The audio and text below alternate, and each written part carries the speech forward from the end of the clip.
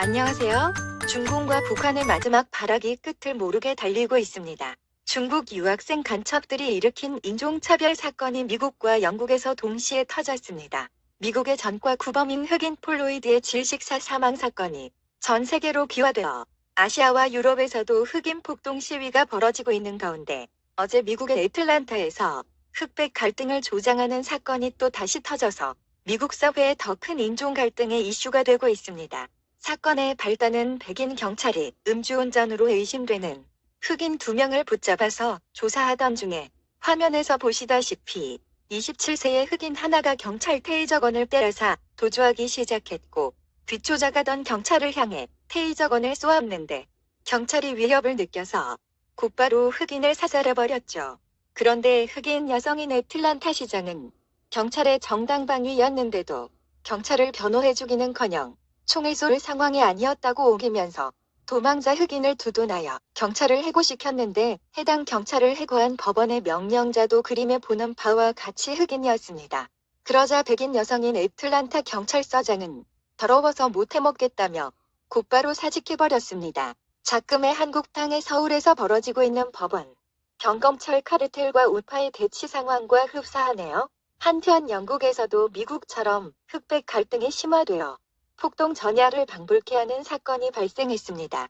흑인 노예제도를 옹호했던 영국 외인들의 동상을 흑인들이 모조리 철거하여 바다에 버리기까지 했으며 대영 제국의 자존심이라고 할 수 있는 윈스턴 처칠의 동상마저 훼손하려고 하는데도 좌파 경찰들이 강 건너 불구경하듯이 하자 참다 못한 우파 보수 백인들이 대거 들고 일어나서 처칠 동상을 지키기 위해 적진으로 돌진하여 동상을 탈환하고 빙 둘러싸서 지키고 있는 중입니다. 쿨하게 현장을 정리하고 나가는 영국 신사의 콧수염과 바스크 모자, 바보 자켓이 너무 멋지네요.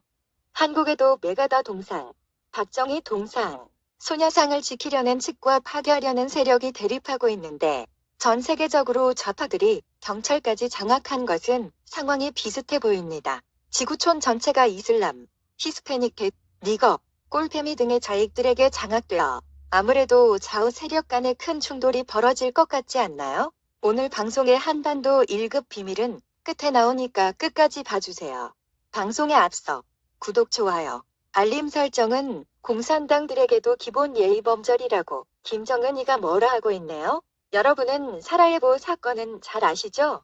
이 사건은 전 세계 역사상 전쟁 도화선의 레전드였죠. 민족주의에 빠진 고아 소년이 황실의 대공 부부를 총 한 발로 쏘아 죽인 문제로 세계 제1차 대전이 발발했으니까요. 그 당시에도 보스니아의 열악한 경제 사정과 지도층의 부패가 도화선이었습니다. 현재도 그때와 전혀 다를 바 없이 단 한 발이 총성 방아쇠의 결정적 사건이 터질 수 있는 트리거 상태이며 전쟁 나기 딱 좋은 시점이란 것이죠. 그래서 3차 대전의 출발지는 한반도일 수도 있다는 전제하에 그 증거를 하나씩 짚어보겠습니다.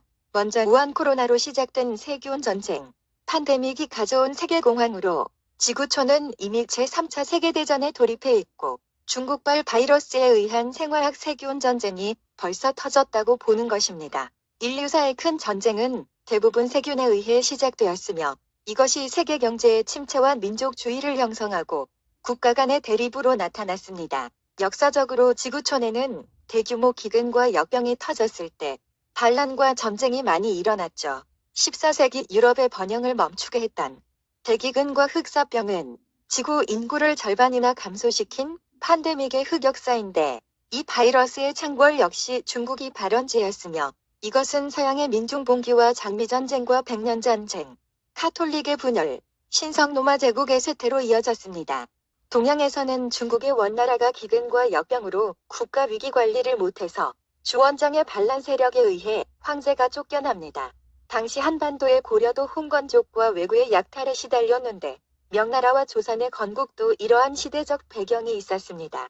역사는 반복된다고 하였듯이 이런 이유로 시진핑과 김정은, 문재인은 조만간 실각할 가능성이 높다는 것입니다. 지금 지구촌에서 3차 대전이 발생할 가능성이 가장 높은 지역이 어디일까요? 나토군이 지키고 있는 유럽은 아니고 중동 화약고도 아닙니다.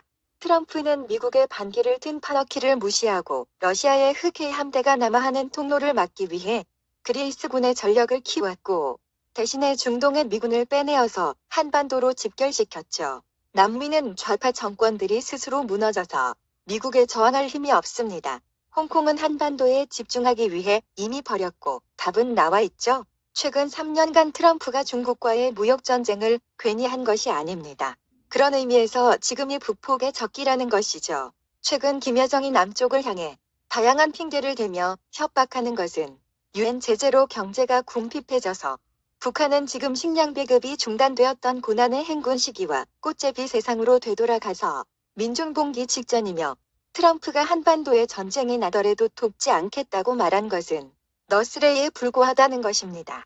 현재 미역연합군과 호주, 캐나다군까지 한반도에 집결해 있는데 CIA와 모사드가 지난 2년간 비정규전을 모두 끝내놓고 갑자기 물러선다고요? 지금의 한국 경제의 성장은 미국과 서방의 자동차, 조선 등 산업화의 지원이 없었으면 불가능했습니다.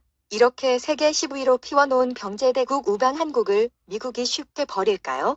문재인이 방위비 협상을 1년째 미루며 미군 철수를 획책하고 있어도 트럼프는 왜 눈 하나 깜짝 안 합니다. NDAA 국방수권법으로 전쟁의사는 이미 확보되었고 트럼프는 트리거의 순간만을 기다리고 있을 뿐입니다. 중국의 시진핑과 북한의 김정은, 남한의 문재인 정권은 현재 초고속으로 붕괴 중이며 죽을 날만 기다리는 사형수들입니다.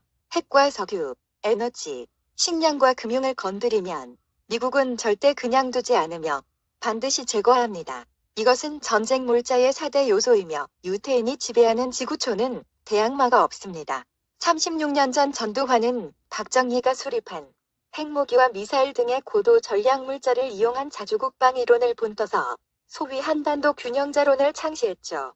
당시 독일의 슐리펜 계획을 롤모델로 만든 백두산 계획으로 친중파 노무현과 문재인이 평화 운운하며 여태 써먹고 있는 겁니다.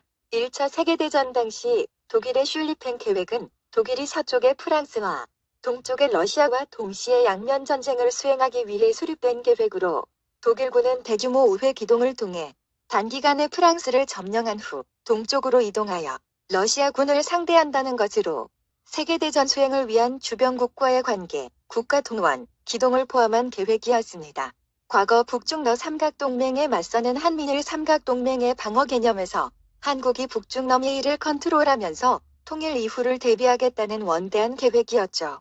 한반도가 통일되면 북진 고토 회복을 통해 중국과 직접 충돌이 예상되는 한반도의 동북방인 만주와 일본을 포함한 남광에 이어도 일대의 반경 1000km를 주요 작전 지역으로 설정했죠.